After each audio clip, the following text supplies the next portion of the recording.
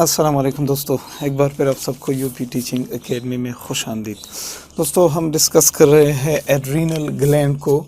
और adrenal gland के बारे में मैंने पिछले लेक्चर में बहुत सारी बातें की थी। एड्रीनल ग्लैंड के बारे में मैंने बहुत सारी बातें की थी।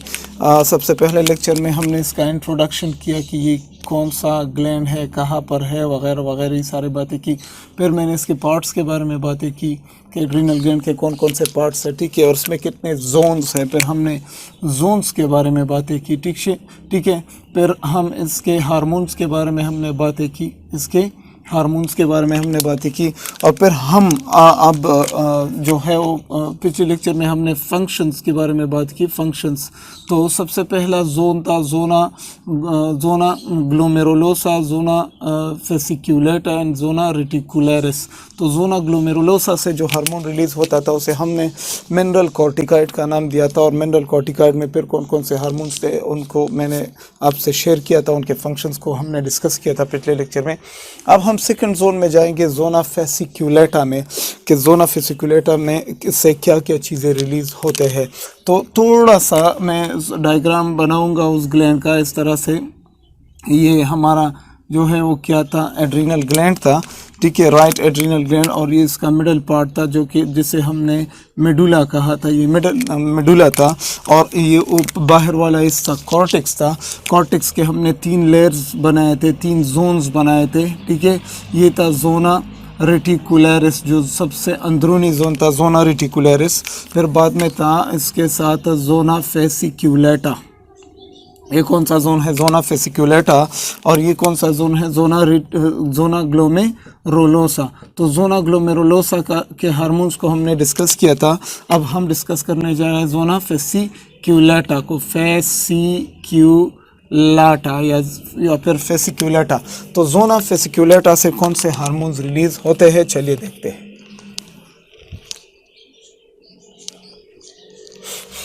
मैं लिख देता हूँ यहाँ जोना फेसिक्यूलेटा। अब जोना फेसिक्यूलेटा वो जोन है जो जोना ग्लोमेरुलोसा और जोना रेटिकुलरिस के दरमियान मौजूद है। तो ये मिडल लेयर है, middle zone of, it is the middle zone of adrenal cortex. Adrenal cortex का जो मिडल जोन है इसे हम जोना फेसिक्यूलेटा कहते हैं, ठीक है दोस्तों। इससे जो हार्मोन्स, कौन से हार्मोन्स रिलीज होते हैं वो मैं अभी बताऊंगा। इन हार्मोन्स को हम कहते हैं life protecting hormones, life protecting hormones. Zona glomerulosa से जो हार्मोन्स रिलीज होते थे पिछले लेक्चर में हमने कहा था, उन्हें हम क्या कहते थे, लाइफ सेविंग हार्मोन, और इनको हम कहते हैं लाइफ प्रोटेक्टिंग हार्मोन। तो इस बात से पता चलता है कि जो एड्रीनल ग्लैंड है ये हमारे जिंदा रहने के लिए और ज़िंदगी के लिए और प्रोटेक्शन के लिए इंतहाई अहम ग्लैंड है, ठीक है। तो लाइफ प्रोटेक्टिंग हार्मोन इनसे रिलीज़ होते हैं।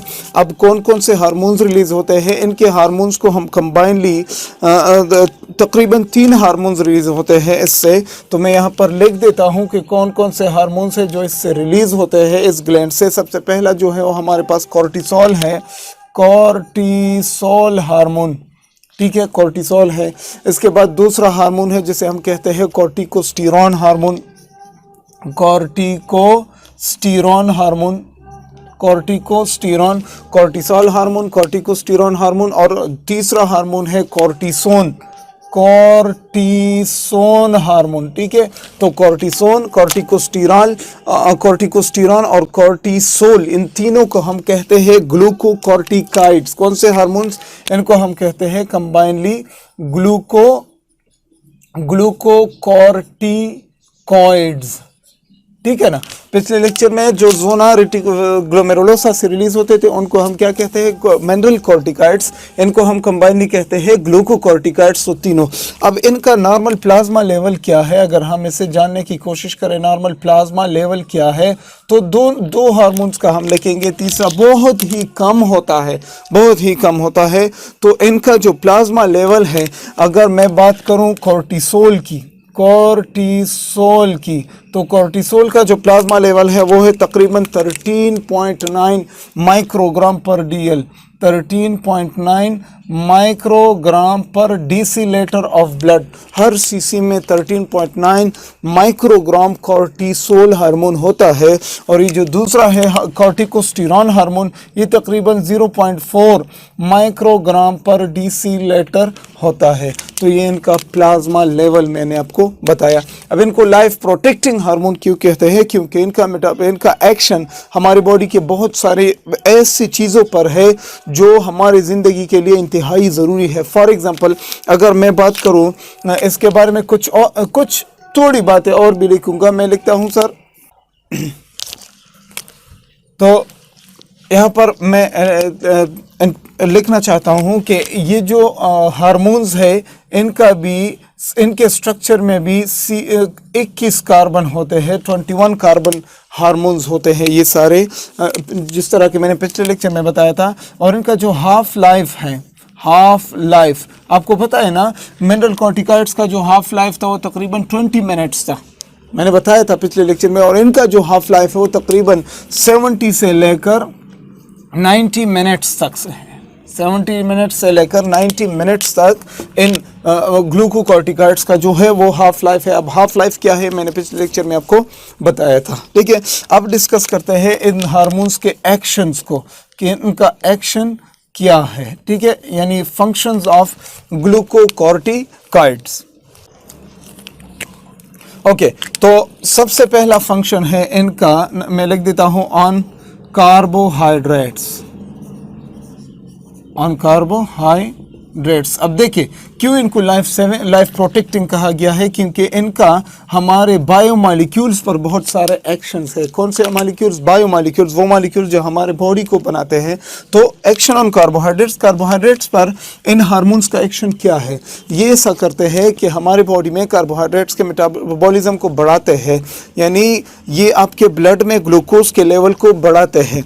तो मैं लिख देता हूँ यहाँ, इट इंक्रीजेज ग्लूकोज लेवल, ठीक है। अब अगर ये हार्मोन ग्लूकोज के लेवल को बढ़ाता है तो किस तरह बढ़ाता है? नंबर 1, 2 तरीकों से ये ग्लूकोज के लेवल को बढ़ाएगा। नंबर 1 है, एक तो ग्लूकोन्यूजेनेसिस को प्रोसेस को बढ़ाएगा, ग्लूकोन्यूजेनेसिस। अब ग्लूकोन्यूजेनेसिस क्या है? ग्लूको का मतलब ग्लूकोज, न्यू का मतलब नया, जेनेसिस का मतलब तैयार करना। नए ग्लूकोज जल्दी जल्दी बनाने में मदद देते हैं ये ग्लूकोकॉर्टिकॉइड्स। किस चीज़ से?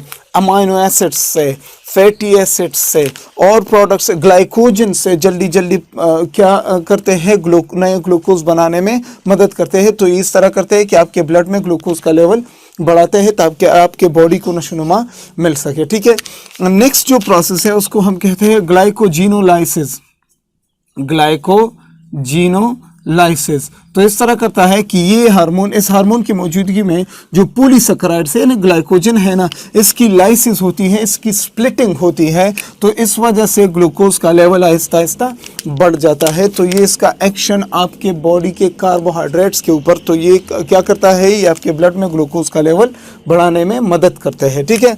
नेक्स्ट जो इनका एक्शन है on proteins, action on proteins. तो इस तरह करता है ये हार्मोन कि ये ब्लड में अमाइनो एसिड्स के लेवल को बढ़ाता है। तो मैं यहाँ पर लिख देता हूँ, इंक्रीजेज अमाइनो एसिड ब्लड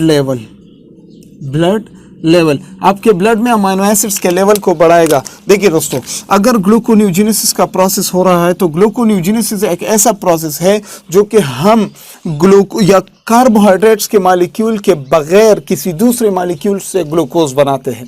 बात को सुने, ग्लूकोन्यूजेनेसिस एक ऐसा प्रोसेस है जो कि हम कार्बोहाइड्रेट के अलावा दूसरे मॉलिक्यूल से क्या बनाते हैं? ग्लूकोज बनाते हैं। अब अगर हम प्रोटीन से ग्लूकोज बनाना चाहें तो बना सकते हैं, क्यों नहीं बना सकते? अगर हम फैट्स से प्रोटीन्स बनाना चाहें तो बना सकते हैं, क्यों नहीं बना सकते? तो सबसे पहले हमने प्रोटीन को कन्वर्ट करना है अमाइनो एसिड में। तो ये क्या करते हैं? ये हार्मोन प्रोटीन्स की कैटाबॉलिज्म करते हैं, प्रोटीन्स को तोड़ते हैं। तो जब प्रोटीन्स तोड़ेंगे, छोटे छोटे हो जाएंगे तो अमाइनो एसिड्स में कन्वर्ट होंगे और बाद में कुछ एंजाइम्स यानी लीवर, ये अमाइनो एसिड्स किस तरफ जाएंगे? लीवर और मसल्स की तरफ तो वहां पर एंजाइम्स इन पर एक्शन करके इनसे क्या बनाएंगे, ग्लूकोज बनाएंगे। ठीक है, तो इस तरह से ग्लूकोकॉर्टिकॉइड हार्मोन्स आपके बॉडी में प्रोटीन्स के लेवल को कम करते हैं, ताकि प्रोटीन से अमाइनो एसिड बनाए और अमाइनो एसिड में ब्लड में अमाइनो एसिड का लेवल बढ़ाए, और ताकि ये ब्लड इनको टिश्यूज में ले जाए, उन टिश्यूज में जहां से इनसे ग्लूकोनियोजेनेसिस होकर नए नए ग्लूकोज बनते जाए। ठीक है, तो ये हार्मोन क्या करते हैं, आपकी बॉडी में प्रोटीन्स के मास को कम करते हैं। देखिए, अगर किसी बंदे में ग्लूकोकॉर्टिकॉइड का हार्मोन हद से ज्यादा हो, तो अगर हद से ज्यादा हो तो उनके प्रोटीन्स की कैटाबॉलिज्म जल्दी जल्दी हो रही होगी, तो प्रोटीन का लेवल उनके बॉडी में कम हो जाएगा, और इस तरह से इनके बॉडी का मास भी आहिस्ता आहिस्ता कम होता जाएगा। ठीक है, तो ये ब्लड में अमाइनो एसिड्स का लेवल बढ़ाते हैं किस तरह, इस तरह से कि ये प्रोटीन कैटाबॉलिज्म करते हैं, कैटाबॉलिज्म ऑफ प्रोटीन, तो ये आहिस्ता आहिस्ता प्रोटीन को कैटाबोलाइज करते हैं। ठीक है, नेक्स्ट जो इनका एक्शन है वो है ऑन फैट्स। ये हार्मोन आपके बॉडी में फैट्स के लेवल को कम करते हैं, फैट्स के डिपोजिशन को रोकते हैं। तो मैं यहाँ पर लिख देता हूँ, ये hormone increases fatty acid level, fatty acids in blood. इस हार्मोन की वजह से आपके ब्लड में फैटी एसिड्स का लेवल बढ़ेगा। किस तरह, देखिए, आपके बॉडी में फैट्स है या इन्हें हम क्या कहते हैं, लिपिड्स। तो ये किस चीज़ से बने होते हैं, ये छोटे छोटे फैटी एसिड से बने होते हैं ना, तो इनके दरमियान बॉन्ड होता है। तो फॉर एग्जांपल ये छोटे छोटे फैटी एसिड्स है, ठीक है, और इन फैटी एसिड्स के दरमियान ईस्टर बॉन्ड्स है, तो ये एक बड़ा मॉलिक्यूल है, ये एक लिपिड है। तो अगर हम ऐसा करें कि इनको छोटे छोटे पीसेस में कन्वर्ट करें, तो क्या ये आहिस्ता आहिस्ता फैटी एसिड्स में कन्वर्ट नहीं होंगे, तो फैटी एसिड्स कहाँ जाएंगे, फैटी एसिड्स आपके ब्लड में जाएंगे, और इन फैटी एसिड्स को यूज करके ग्लूकोनियोजेनेसिस के प्रोसेस के जरिए ग्लूकोज बनाने में मदद देते हैं, ग्लूकोज बनाएंगे। तो इस तरह से इस हार्मोन की वजह से आपके बॉडी में आपके ब्लड में फैटी एसिड्स का लेवल बढ़ेगा और फैट्स का लेवल कम हो जाएगा। इस तरह से समझ गए। तो ये क्या करते हैं, ये फैट्स की डिपोजिशन को रोकते हैं। तो मैं यहाँ लिख देता हूँ, it decreases fats deposition, fats की डिपोजिशन को ये हार्मोन रोक देते हैं। ताकि अच्छा जी, नेक्स्ट जाते हैं और डिस्कस करते हैं चौथा फंक्शन इन हार्मोन्स का, कि चौथा फंक्शन इनका क्या है। अब देखिए दोस्तों, अगर प्रोटीन की कैटाबॉलिज्म हो रही है तो क्या आपके बॉडी में मसल्स का लेवल कम नहीं हो जाएगा। तो मैं यहाँ पर लिख देता हूँ, एक्शन ऑन मसल्स पर इन हार्मोन्स का क्या एक्शन है। Muscles, it decreases muscle mass, protein Aahista Aahista कैटाबोलाइज हो रहे हैं, कम हो रहे हैं, टुकड़े टुकड़ों में कन्वर्ट हो रहे हैं अमाइनो एसिड्स बनाने के लिए।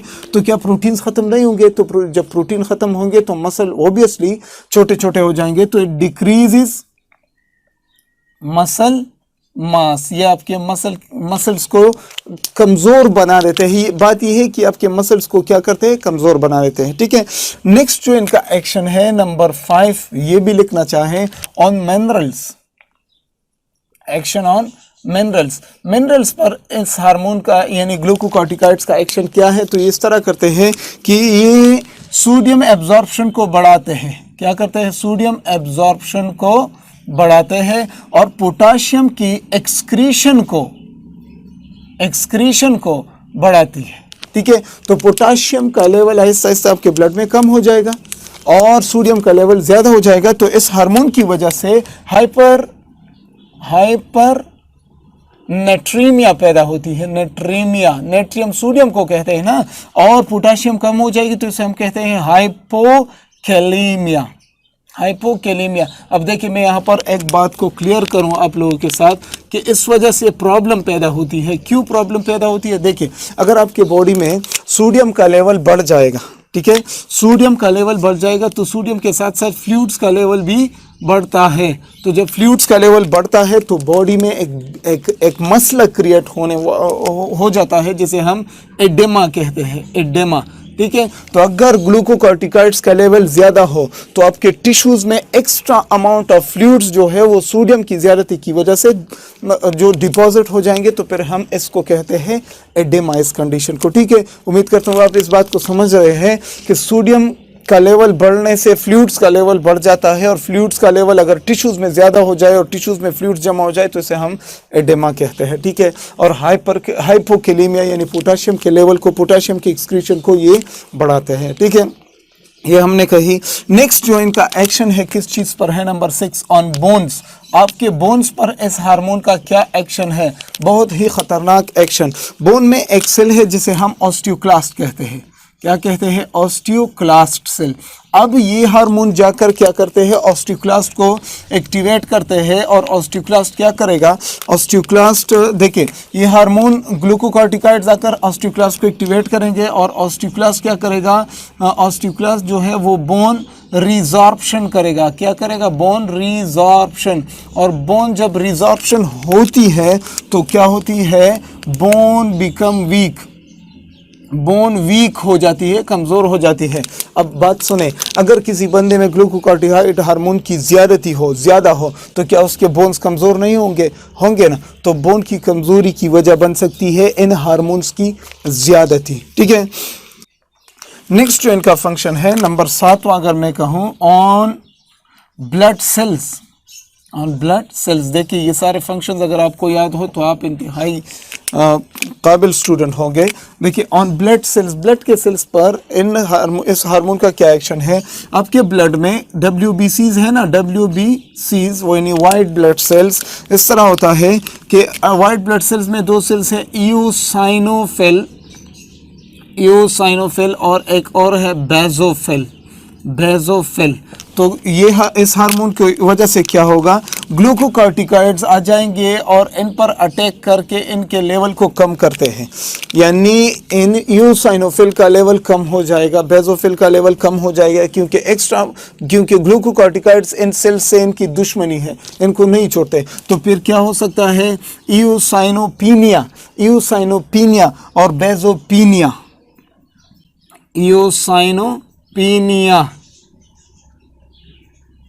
पीनिया का मतलब है कम होना, पीनिया का मतलब कम, और बेसोपीनिया। ठीक है ना। तो बेसोपीनिया वैसे, अब देखिए आपकी इम्यूनिटी को कमज़ोर करते हैं इस हार्मोन की वजह से, इस हार्मोन की ज़्यादती की वजह से आपकी इम्यूनिटी जो है वो वीक हो सकती है। ठीक है। तो ये सारे के सारे मैंने फंक्शंस बता दिए आपको जोना फेसिकुलेटा के हार्मोन्स जो के हैं ग्लूकोकॉर्टिकॉइड्स। अब ग्लूकोकॉर्टिकॉइड्स क्या है, कौन कौन से हैं, ये इनका प्लाज्मा लेवल क्या है, ये इनका हाफ लाइफ क्या है, ये इनके स्ट्रक्चर में कितने कार्बन है, ये सारी बातें और इनके एक्शंस क्या है, समझ गए। अब साथ साथ में मैंने आपको वो प्रॉब्लम्स भी बता दिए अगर इन हार्मोन की ज़्यादती और कमी की वजह से पैदा होती है, तो प्रॉब्लम्स भी मैंने आपको बता दिए। उम्मीद करता हूँ आपने लेक्चर पसंद किया हो और आपने कुछ सीखा हो। मिलते हैं अगले लेक्चर में दोस्तों और डिस्कस करते हैं जोना रेटिकुलरिस के हार्मोन जो कि है 6 हार्मोन और उनके फंक्शंस।